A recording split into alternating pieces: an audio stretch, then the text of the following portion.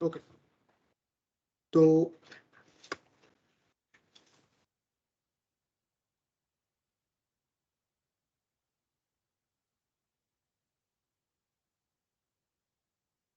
हाँ, सबसे पहले तो वेलकम। ये हमारा थर्ड लेक्चर है मशीन लर्निंग का जीडीएससी की तरफ से। पहले दो लेक्चर्स रोहन शर्मा ने कराए थे। एक हाई लेवल ओवरव्यू बताया था। तो अच्छा, रोहन ने एक चीज़ उसमें ज़रूर बताई थी कि मशीन लर्निंग में हम मशीन को कुछ एक्सपीरियंसेस प्रोवाइड करते हैं लर्न करने के लिए। वो एक्सपीरियंसेस जो होते हैं डेटा के फॉर्म में होते हैं। एक बार हम देख लेते हैं वो दिखते कैसे हैं। तो हमारा जनरली डेटा कुछ इस फॉर्म का होता है। जैसे कि ये वाला जो है ये एक Boston house price prediction data set है। इसमें कई सारे एक घर के बारे में फीचर दिए हुए हैं और उसके करिस्पॉन्डिंग उसकी सेलिंग प्राइस दी हुई है। ठीक है, जैसे फीचर क्या हो सकते हैं? लॉट फ्रंटेज उसका घर के सामने जो एरिया है वो है। उस पूरे जो प्रॉपर्टी है उसका area, lot area. Overall quality, build quality, overall condition, कौन से ईयर में बना था, कौन से ईयर में रीमॉडल हुआ, मेसनरी एरिया, दीवारों ने कितना एरिया घेरा हुआ है, total basement area in square feet, living area above the ground, full baths. ठीक है, इस तरीके के कई सारे फीचर्स होते हैं। मैंने लिमिटेड फीचर लिए हैं इसमें। इस वाले डेटा सेट में अराउंड 79 फीचर्स हैं इन एक्सक्लूडिंग आईडी। ठीक है, तो अच्छा, इसमें हम लोग कहाँ पर मशीन लर्निंग या मैथमेटिक्स लेकर आएंगे? तो जो हमारा डेटा दिखता है, अगर हम उसे प्लॉट करें तो कुछ ऐसा होता है।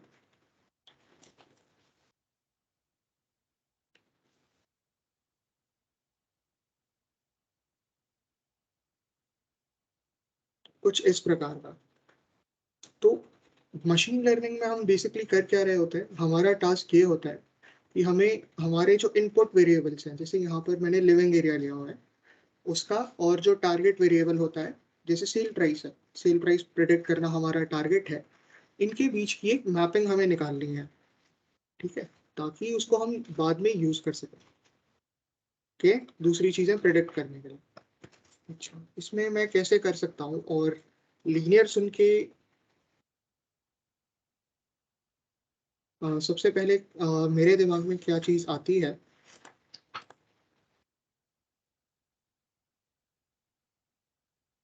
कौन है? हर्ष गौतम, कुछ बोलना चाह रहे हो क्या?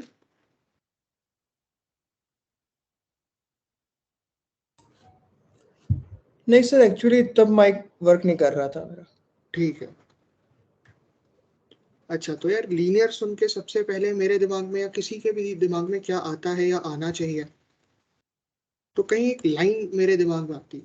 ठीक है, अगर क्या हम इस डेटा के थ्रू एक लाइन ड्रॉ करें, जैसे कि कुछ इस प्रकार से।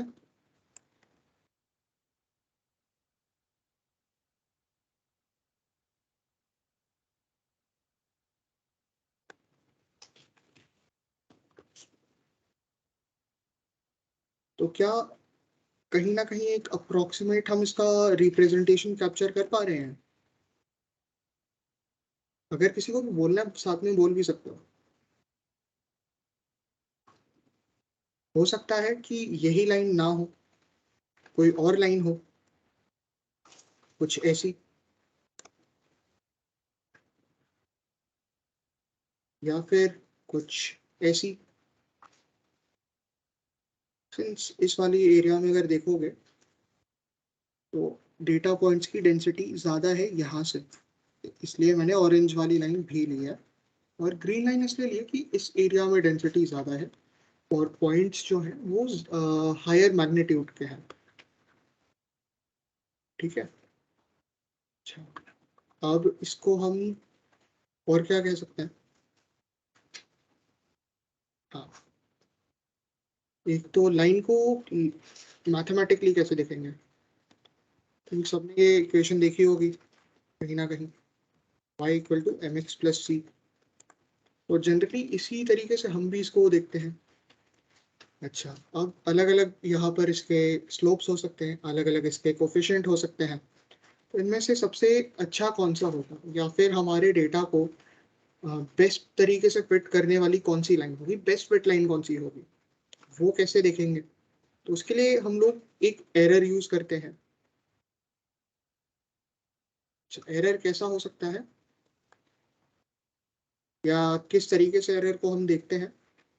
तो एक लाइन से किसी भी पॉइंट का डिस्टेंस, या फिर हमारा जो प्रिडिक्शन है उसका एक्चुअल डिस्ट्रीब्यूशन से डिफरेंस, तो इसको हम एरर कहते हैं।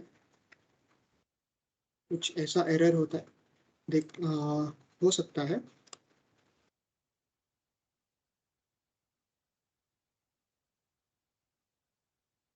कुछ मैग्नीट्यूड वाइज छोटे या बड़े एरर हो सकते हैं। कुछ डायरेक्शन के हिसाब से पॉजिटिव या नेगेटिव एरर हो सकते हैं। बट कई बार जो पॉजिटिव और नेगेटिव एरर होते हैं एक दूसरे को आपस में कैंसिल कर रहे होते हैं। तो अगर हो सकता है कोई लाइन बहुत अच्छे से फिट नहीं भी कर रही हो, उसका जो मीन एरर या नेट एरर है वो जीरो के बहुत क्लोज होता है। तो वो ये रिप्रेजेंट कर रहा होता है कि ये लाइन बहुत अच्छे से फिट कर रही है, जो कि एक्चुअल केस नहीं है। ठीक है, तो इसके लिए क्या करते हैं हम, सबसे पहले तो एक एरर क्या कौन से यूज करते हैं वो देख लेते हैं। एक होता है मीन स्क्वेयर्ड एरर और mean absolute error. I think तुम लोग समझ रहे होगे ये देखकर। अच्छा, वाई आई क्या है? वाई आई एक्चुअल लेवल्स है हमारे, या एक्चुअल टारगेट वेरिएबल है। और वाई हैट आई जो है, इसको हैट रीड करते हैं, वाई हैट आई हमारा प्रेडिक्शन है। तो ith एक्चुअल लेवल और ith प्रेडिक्शन के बीच में जो हमारा डिफरेंस है वो इनकी एब्सोल्यूट वैल्यू मॉड लगा हुआ है यहाँ पे, और इनका सम, और n is total number of sample हमारे पास कितने हैं या एग्जाम्पल कितने हैं। तो इसलिए हम ऐसे मीन ले लेते हैं। इसी तरीके से मीन स्क्वेयर्ड एरर भी है। इस वाली यार लेक्चर में हम लोग स्क्वेयर्ड मीन स्क्वेयर्ड एरर की ज़्यादा बात करेंगे।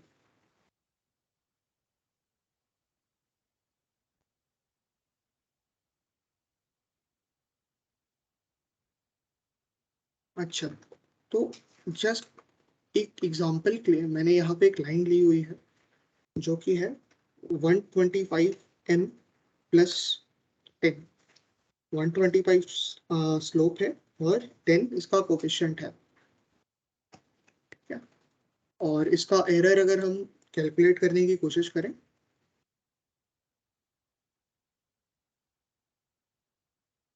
तो वो कुछ ऐसा आ जाता है। मीन स्क्वायर्ड एरर एक्चुअली बहुत, सिंस स्क्वायर होता है और 10,000 के ऊपर अगर किसी चीज़ का स्क्वायर करोगे तो 10 की पावर 8 आ जाता है। तो बहुत बड़ा मीन स्क्वायर्ड एरर दिखता है। तो इसीलिए हम लोग कई बार उसका स्क्वायर रूट भी ले लेते हैं, जो होता है रूट मीन स्क्वायर्ड एरर।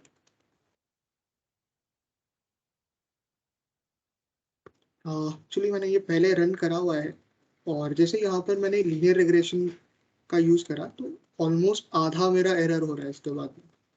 अच्छा, ये हम लोग आता कैसे है ये? तो लीनियर रिग्रेशन जो है वो बेसिकली एक एरर रिडक्शन मेथड है। हम ट्राई करते हैं over a period of time error जो है उसे रिड्यूस करने का। अच्छा, इसका जो इनिशियलाइजिंग पॉइंट होता है ना, वो बहुत ही रैंडम होता है। हम जरूरी नहीं है इनमें से ही कोई लाइन है। ये मैंने इसलिए लिए क्योंकि ये मुझे ऐसा लग रहा था कि बहुत अच्छे से शायद फिट कर रही है, लेकिन मशीन को एकदम देखने से नहीं पता चलता। ठीक है, तो एक रैंडम हम कुछ लाइन ले लेते हैं, ऑलमोस्ट इसके नॉर्मल ही ले लेते हैं। अब इस ये देखना ध्यान से कि इसके जो एरर होंगे वो भी रिलेटिवली बड़े होंगे, सिंस पास में पॉइंट कम है और इससे दूर बहुत ज्यादा है, यहाँ तक। और इवन ऊपर जाके अगर देखें तो यहाँ तक भी, इस अगर ग्रीन लाइन से देखूंगा ये जो बड़े वाले पॉइंट्स हैं या ज्यादा मैग्नीट्यूड वाले हैं, ये भी कम डिस्टेंस के हैं रिलेटिवली येलो लाइन से। ठीक है, तो हमने एक बहुत रैंडम लाइन ले ली और धीरे धीरे हमारा क्या टारगेट होता है कि इसी चीज को हम थोड़ा कम करें, शायद ऐसा कुछ कर दें ताकि एरर कम हो जाए हमारे।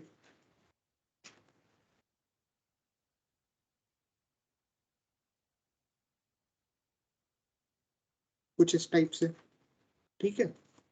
तो ये हम करते कैसे? बेसिकली हमारे पास दो चीजें हैं यहाँ पर एडजस्ट करने के लिए।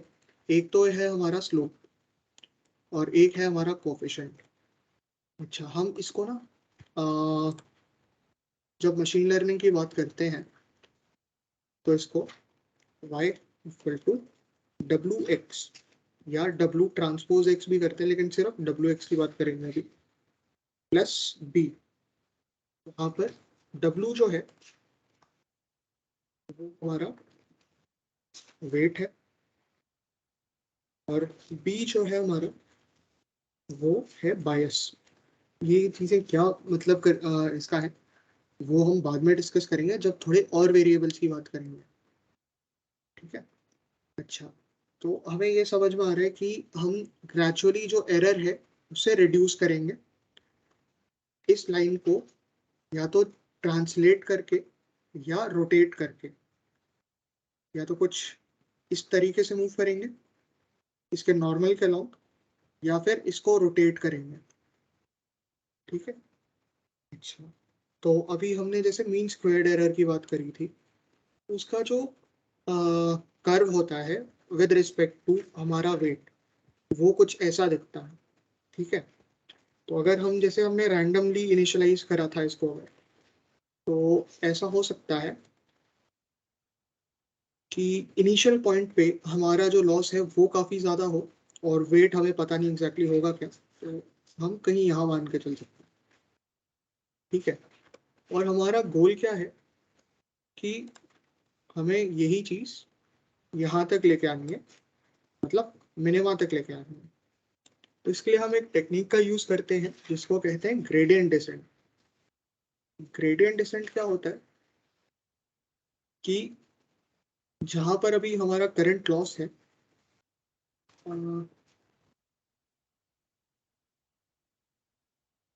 इस जगह पे कुछ वेट के लिए, ठीक है। तो इस जगह पे हम क्या करते हैं कि इस पॉइंट पे इस कर्व का लॉस कर्व का टेंजेंट लेते देखते हैं,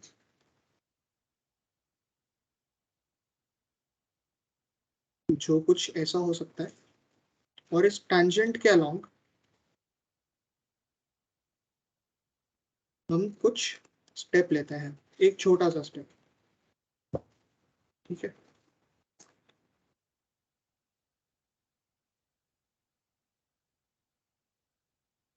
कुछ ऐसा।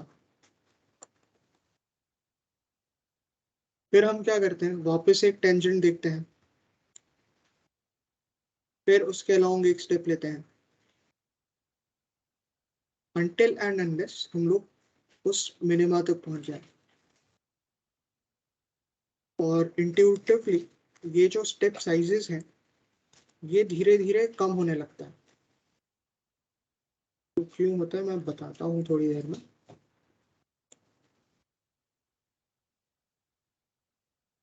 अच्छा, टैंजेंट की मैंने डायरेक्शन बोली है, तो टैंजेंट की पूरी इक्वेशन निकालने की जरूरत नहीं है, हमें सिर्फ टैंजेंट का स्लोप चाहिए, ठीक है।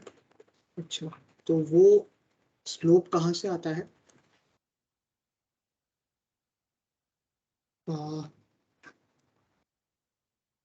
कॉस है, इसको मैं जे से डिपिक्ट कर रहा हूँ, वेट को डब्ल्यू से कर रहा हूँ। तो किसी भी पॉइंट पे इसका स्लोप होगा partial derivative of J with respect to, मुझे यहाँ पे सिग्मा लिखना नहीं आ रहा, सो डी का यूज कर रहा हूँ, partial derivative of J with respect to our weight. ये है हमारा स्लोप ऑफ द टेंजेंट। अब हमें क्या करना है कि ये जो वेट है इसको धीरे धीरे अपडेट करना है। तो उसके लिए एक इक्वेशन होती है, weight at t plus, since मैंने यहाँ पर बहुत सारे स्टेप्स लिए हैं, तो ये इसको हम इटरेशंस कह सकते हैं, और हर कुछ इसको टाइम स्टेप कह सकते हैं। तो t+1th स्टेप जो होगा उस पर हमारा वेट जो होना चाहिए वो होगा जो इससे एक इटरेशन पहले था, माइनस ए क्या है बताता हूँ, मल्टीप्लाइड बाय डी डब्ल्यू। अच्छा, ये जो है हमारा, इस चीज को हम डी डब्ल्यू जो है डी जे बाय डी डब्ल्यू जो है, इसको शॉर्ट हैंड में हम लोग सिर्फ डी डब्ल्यू लिखते हैं, क्योंकि हर बार इतना सार ऐसा लिखना थोड़ा अजीब सा लगता है और रीडेबिलिटी भी कम होती है। ठीक है, तो ये हमारी सबसे बड़ी इक्वेशन है, even linear regression, logistic regression की भी, और पूरा न्यूरल नेटवर्क्स की भी। ठीक है, अच्छा ए क्या है? ए होता है हमारा लर्निंग रेट, कि जनरली 0 से 1 के बीच में होता है। ठीक है, अच्छा ये क्या सिग्निफाई करता है? ये बेसिकली जो स्टेप साइज है वो सिग्निफाई करता है। अगर हमारा जो स्टेप साइज है वो हमने छोटा रखा है तो ये ऐसे, या बड़ा रखा है तो ये ऐसे ऐसे स्टेप लेगा। लेकिन अगर हमने यहीं पे अगर थोड़ा सा छोटा स्टेप साइज कर दिया तो हो सकता है ये कुछ ऐसे स्टेप्स ले रहा हो। हाँ एग्जैक्टली, जरूरी नहीं है कि कभी इतने बड़े स्टेप ले लिए, इतने छोटे स्टेप ले लिए ऐसा हो, लेकिन मेरा ड्रॉ करने में ऐसा हो। ठीक है, हेलो। तो ये कुछ बोल रहे हैं? हाँ, तो अगर मतलब छोटा स्टेप्स लेंगे तो ज़्यादा एक्यूरेट बनता है मॉडल में। जरूरी नहीं है, हो सकता है स्टार्टिंग, जैसे मैंने बोला था, स्टार्टिंग में थोड़े बड़े स्टेप्स होते हैं, ग्रेजुअली वो अपने आप थोड़े छोटे छोटे साइज के हो जाते हैं। सिंस हमारा, अगर हम ये देखेंगे,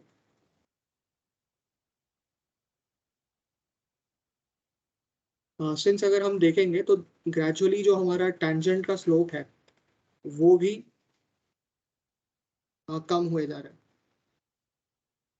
ठीक है, तो इसका स्लोप का मैग्नीट्यूड भी कम हो रहा है, ये दिख रहा है। तो उस कारण से हमारा ग्रेजुअली स्टेप साइज थोड़ा थोड़ा कम होता रहता है। अच्छा, स्टेप साइज ज्यादा कम का भी मैं बता ही देता हूँ, सिंस अच्छी चीजें मुझे याद दिला दी।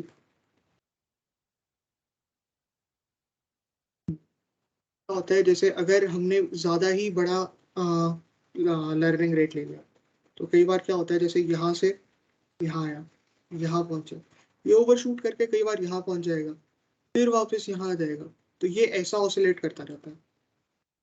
ठीक है, बहुत ही छोटा ले लेंगे तो कई बार क्या होता है कि वहां तक पहुंचने में बहुत ज्यादा इटरेशन हो सकती हैं। सपोज हमने इसका 1000 इटरेशन या इपॉक्स रखी थी, और अभी वो 1000 में शायद कहीं यहाँ पर पहुंचा हो, तो हमारे लिए उतना अच्छा नहीं हो सकता। तो ऑप्टिमम हम ट्राई करते हैं किसी भी सिचुएशन के लर्निंग रेट रखने का, क्योंकि कंप्यूटर रिसोर्सेज भी बहुत लगते हैं इसके लिए। और अगर ये 1000 से 10,000 इटरेशंस ले तो वो भी बहुत ज़्यादा बेनिफिशियल नहीं है। ठीक है, और जनरली अगर जो सबसे वाइडली यूज लर्निंग रेट्स हैं तो वो होते हैं 10⁻³ के ऑर्डर के, 0.001। कई सारे लोग इसको 10⁻⁻5 4 या 5 भी रखते हैं। ठीक है, ठीक है। ये हो गया हमारा ग्रेडियंट डिसेंट।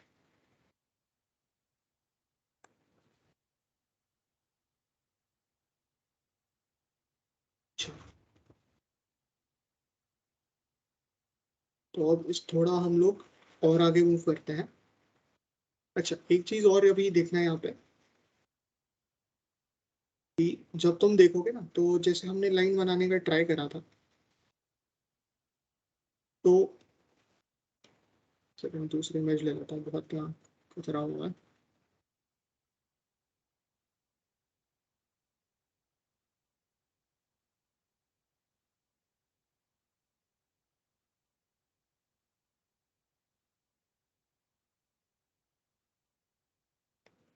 अगर मैं यहाँ से एक लाइन बनाने की कोशिश भी करूंगा तो क्या हो, पेंट में बोलता है इसको।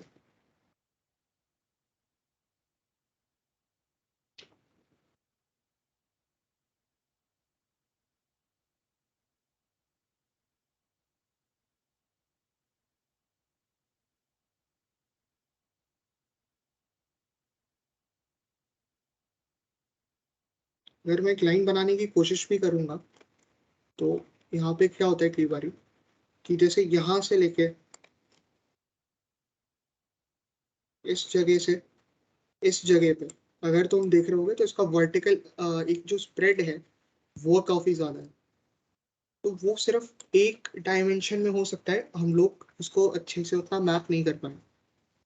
तो इसके लिए क्या करते हैं कि एक से ज्यादा हम लोग इनपुट वेरिएबल यूज करते हैं। जैसे यहाँ पर मैंने सिर्फ जो लिविंग एरिया था वो यूज किया था। अब ये एक और चीज ले लेते हैं यहाँ पे कहीं, जैसे यहाँ पे मैंने गैरेज एरिया लिया हुआ है, ठीक है।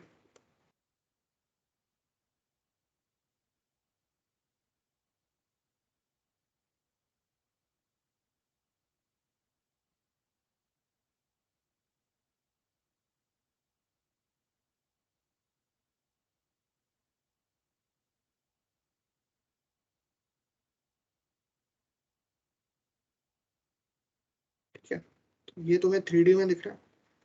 अच्छा, अगर हम यहीं पर एक लाइन की जगह प्लेन लेंगे ना, जो कि कुछ यहाँ ऐसे मूव करे, उससे क्या होता है कि हम अगर तुम देखोगे तो उस प्लेन के अंदर बहुत सारा जो स्प्रेड होगा वो आ जाएगा, प्लस जो, तो इसलिए वो स्प्रेड सिंस एक प्लेन के अंदर आ जाएगा, यहाँ पर मैप हम बेटर कर पाएंगे। जनरली 3D तक तो हम देख सकते हैं, इसके बाद में विजुअलाइज करना भी मुश्किल है। इवन 3D में विजुअलाइज करना मुश्किल होता है, ठीक है। तो जैसे यहाँ पर हम लोगों ने देखा था कुछ हमारा एरर आ रहा था। अब इसके बाद में अगर हम थोड़ा सा आगे चला, जहाँ पर हमने,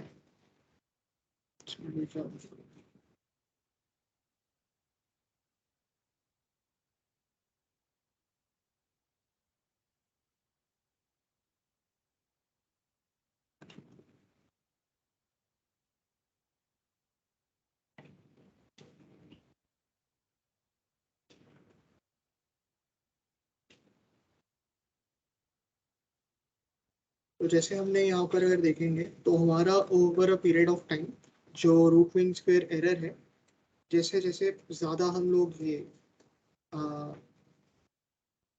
डायमेंशंस लेंगे या फीचर्स लेंगे वो घटता जाएगा। और नॉट ज़रूरी नहीं है ज़्यादा से ज़्यादा लें, लेकिन ज़्यादा से ज़्यादा अप्रोप्रिएट फीचर्स लें या ऑप्टिमम अमाउंट में वो फीचर्स लें।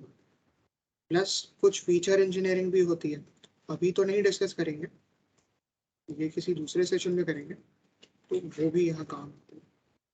अब हमने अभी देखा था जो हमारा लॉस का ग्राफ था या लैंडस्केप था, वो कैसे मूव करता है। अब अगर हम जस्ट 2 डायमेंशन में देखेंगे, वो जरूरी नहीं है कुछ पैराबोलिक ही रहे, ऐसा एक बाउल शेप का हो सकता है, ठीक है। तो एक डायमेंशन की जगह अब हमारा काम थोड़ा बढ़ गया, हम 2 डायमेंशंस देख रहे हैं। तो हम लोग जैसे थीटा 1 या एक्स और वाई नीचे है, जेड ऊपर है, एक्स में भी मूव कर रहे हैं, वाई में भी मूव कर रहे हैं, और दो, अगर एक में मूव करें करते जाएंगे सिर्फ, तो हमारा एरर बहुत ज़्यादा कम नहीं होगा, वो बहुत एक स्पेसिफिक रेंज में रह जाएगा। अब जो सिनेरियो होते हैं रियल लाइफ में, ये तो बहुत इजी वाला है फिर भी, लेकिन कुछ इस टाइप के होते हैं जहाँ से ऐसा भी हो सकता है एक से ज़्यादा मिनिमा हो। वो जनरली डिपेंड करता है हम लोगों ने इनिशियलाइजेशन कैसा करा है। इस वाले केस में अगर हम थोड़ा सा अलग इनिशियलाइजेशन कर दें, वो कहीं और हमारा एंड रिजल्ट आ सकता है। जैसे अगर देखोगे तो ये वाला ज़्यादा डेप्थ में है, ये वाला उतना डेप्थ में नहीं है।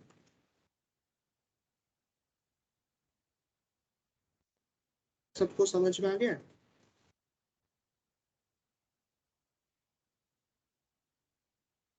रिस्पॉन्ड कर सकते हो चाहो तो।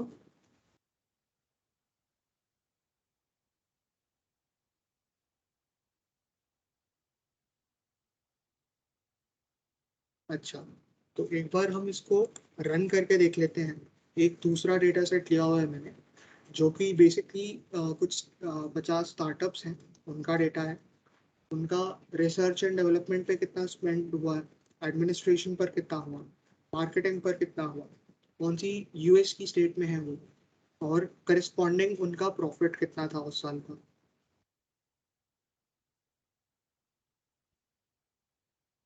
अच्छा, यहाँ पर क्या होता है, जैसे कई बारी लीनियर रिग्रेशन है, तो इसमें कैटेगोरिकल वेरिएबल्स के साथ वो इतना अच्छा नहीं होता। तो अगर रादर जैसे 0 1 2 3 इस टाइप के कुछ वेरिएबल है, तब उतना अच्छा नहीं होता।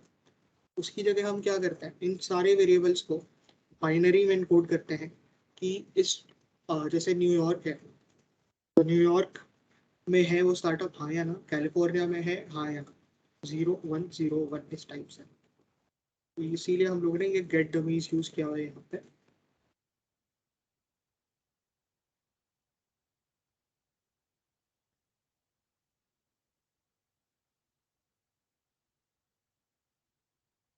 फ्लोरिडा या न्यूयॉर्क।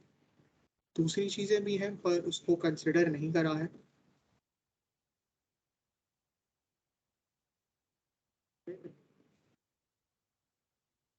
यहाँ पर अगर हम अपना एमएससी देखेंगे तो वो रिलेटिवली काफ़ी कम है। और अगर कंपेयर करा जाए प्रॉफिट से तो वो काफ़ी कम है, 4 या 5% की रेंज में आ जाता है। ये एक्चुअली एक दूसरा स्कोर है, तो इसको हम उतना कंसंट्रेट नहीं करते। तो यहाँ पर एक तो हम लोगों ने रिग्रेशन वाला पार्ट जो था हमारा आज का, वो खत्म कर दिया है, और लीनियर रिग्रेशन यहाँ हम खत्म कर चुके। अभी हम लॉजिस्टिक रिग्रेशन पे चलेंगे। तो यहाँ तक किसी को कोई डाउट है तो पूछ सकते हो, कुछ नहीं समझ में आया तो पूछ सकते हो।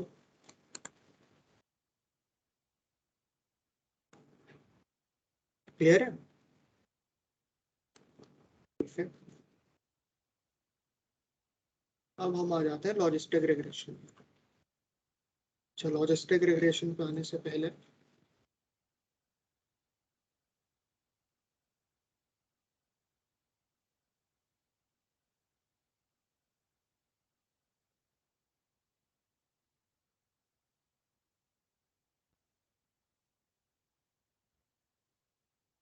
अच्छा, यहाँ पे एक ब्रेस्ट कैंसर डिटेक्शन के मैंने डेटा सेट लिया हुआ है। ये भी एक टॉय डेटा सेट है।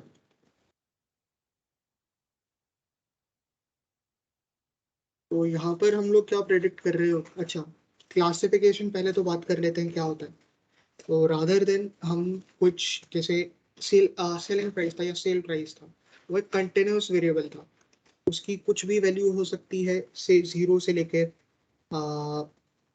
1 करोड़ के बीच में, या 10 मिलियन के बीच में।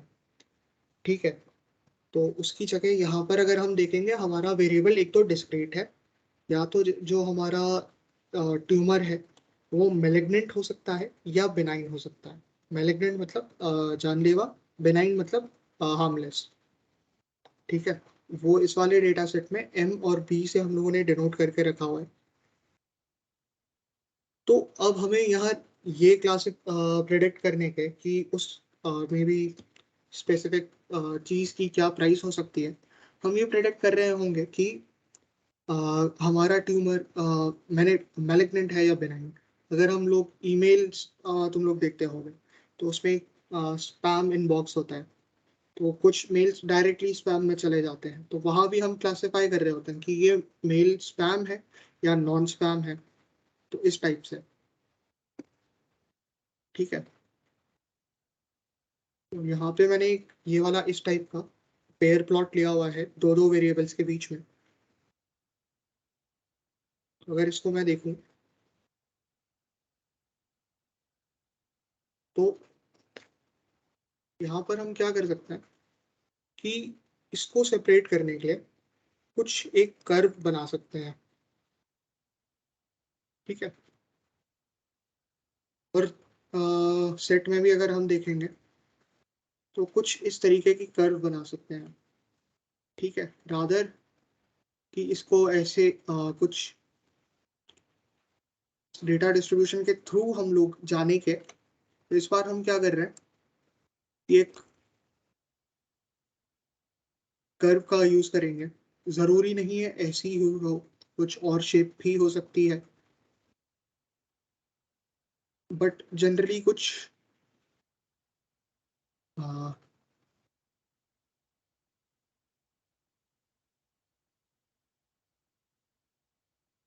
इस प्रकार की कर्व हम देख सकते हैं जो येलो वाली है, ठीक है। ये वाला डेटा सेट सिंस इजी है तो कई सारे हमारे जो सिर्फ दो दो वेरिएबल्स के साथ ही इसको काफ़ी इफेक्टिवली हम लोग क्लासिफाई कर सकेंगे या सेपरेट कर सकेंगे। हम्म, अच्छा, अब लॉजिस्टिक रिग्रेशन क्या है? लॉजिस्टिक रिग्रेशन बेसिकली हमारा जो लीनियर रिग्रेशन था उसके आगे हम लोगों ने एक सिग्मॉइड फंक्शन लगा दिया, या लॉजिस्टिक फंक्शन भी कहते हैं इसको। जो हमारा लीनियर रिग्रेशन का आउटपुट था जो था y हैट आई, उसको हम लोगों ने यहाँ पर एक फंक्शन है 1/1 + e⁻⁻x या -y, जो भी इससे पार्स कराया। तो उसका जो आउटपुट होता है, दो तीन चीजें हैं उसमें। एक तो वो 0 से 1 के बीच में आ जाता है। अच्छा, ये हम क्यों करते हैं कि यहाँ पर हमें बेसिकली जो आउटपुट्स हैं वो 0 या 1 में ही चाहिए। हमें ऐसा नहीं चाहिए,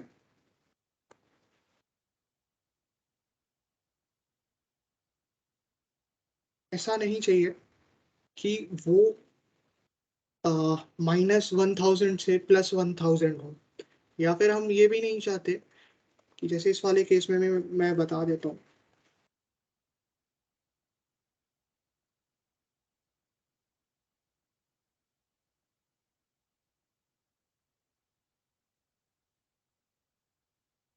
जैसे ये वाला केस है, और हम लोग बहुत इजीली क्या कर सकते हैं, जैसे यहाँ पर अगर 5 है, 0.5 है, तो आराम से ये बोल सकते हैं जो भी 0.5 से बड़ी चीज़ है वो मैलिग्नेंट या 1 वाली कैटेगरी में होगी, और जो भी छोटी चीज़ है वो हमारी नेगेटिव या 0 कैटेगरी में होगी, ठीक है। लेकिन कई बार क्या होता है कि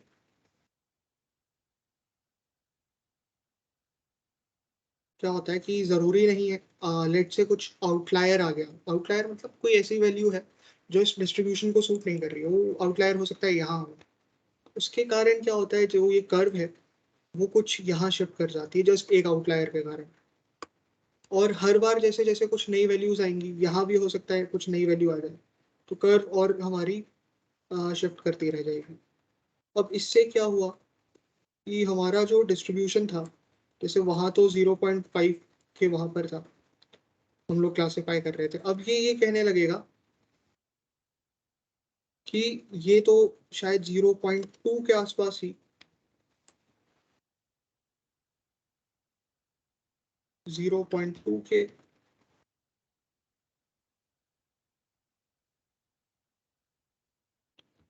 2 पर ही ये क्लासिफाई करने लग जाएगा कि हमारा जो आउटपुट है वो शायद पॉजिटिव क्लास में गिरता है, ठीक है।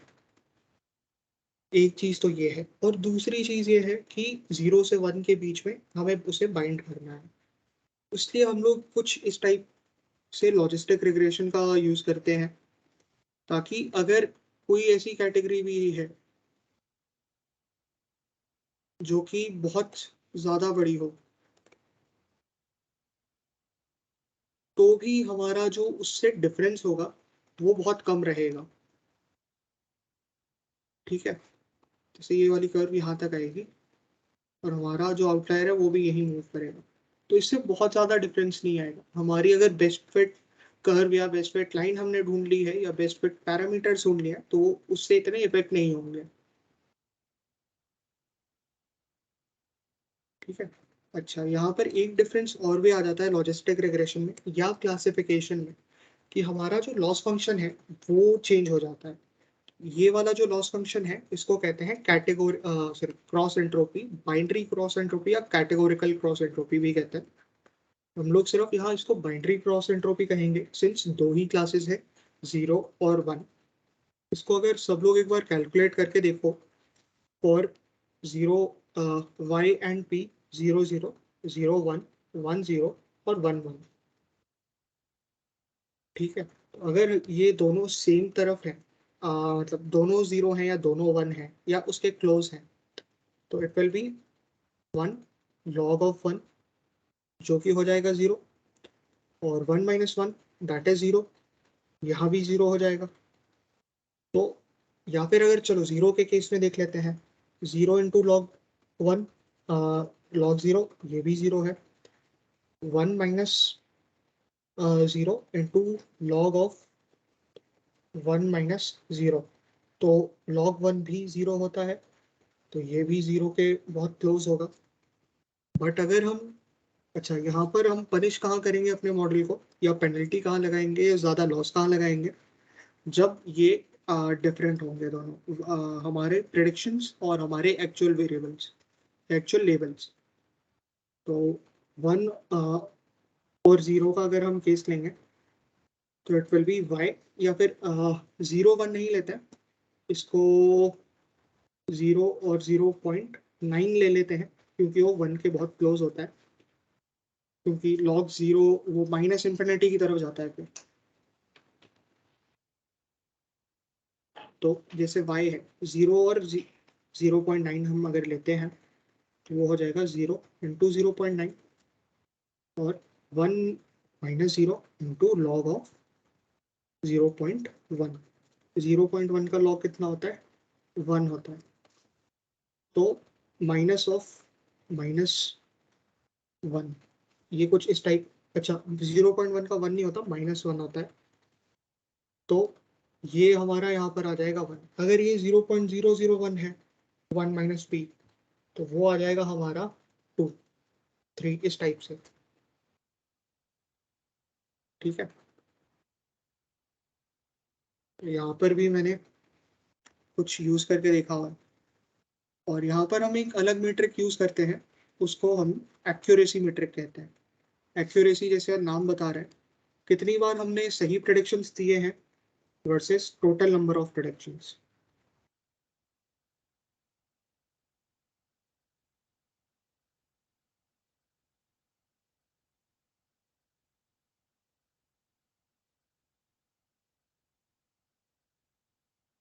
जैसे हम अगर देखें सिर्फ 10 इटरेशंस के अंदर, यहाँ पर 93.8% एक्यूरेसी आ रही है।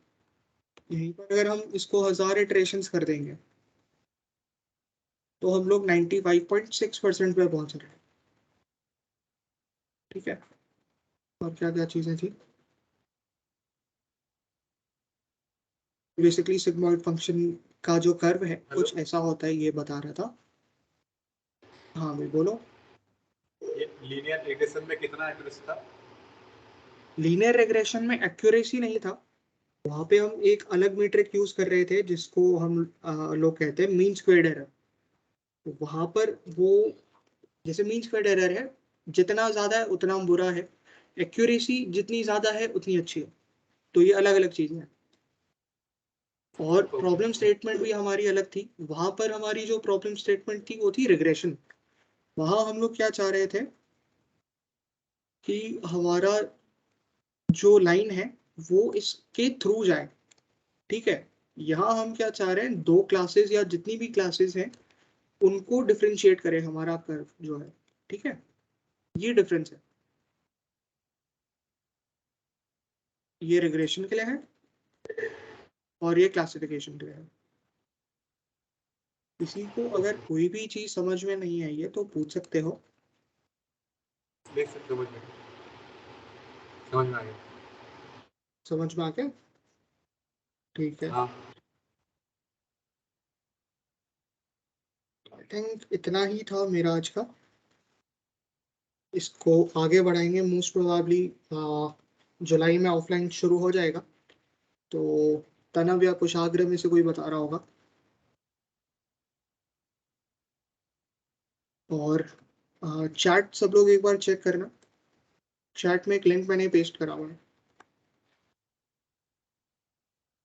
भैया चैट डिसेबल है। अरे दिख नहीं रहा है। दिख ही नहीं रही है। नहीं, अच्छा अच्छा अच्छा, तुम सब लोगों ने एज गेस्ट ज्वाइन किया है ना, इसलिए। अच्छा, तो यार ये मैंने रोड मैप बनाया था। तो अगर किसी को machine learning, data science, AI side में आना है तो यार you guys are most welcome. तो कुछ कुछ इसमें स्टेप्स हैं। पाइथन कहाँ से सीखनी है, अगर तुम्हें अभी भी लग रहा है कि तुम्हारे पास बहुत अच्छा ओवरव्यू नहीं है मशीन लर्निंग के बारे में, तो यहाँ पर वो चेक कर सकते हो। थोड़ा ये वाला कोर्स बहुत अच्छा है, उसमें बहुत अच्छी डेप्थ वाली मशीन लर्निंग की इंट्रोडक्शन मिलेगी। और स्टैनफोर्ड के एक प्रोफेसर हैं एंड्रू एन जी, उनके कोर्सेज बहुत ही ज़्यादा अच्छे होते हैं, ये ज़रूर ट्राई करना। डीप लर्निंग वगैरह भी सब कुछ बताया हुआ है, और ये कुछ बहुत हाई लेवल कोर्सेज हैं, ये भी बताया हुआ है। इसमें कुछ और ऐड करूँगा मैं। तो बाय द वे स्टेप 1 और 2 तक, स्टेज 2 तक तुम आराम से कर सकते हो, सिंस अभी थर्ड सेम तुम्हारा शुरू हो जाएगा ना। रिस्पॉन्ड कर सकते हो गया हमारा खत्म। सर मैं सेकेंड ईयर में हूँ, मैं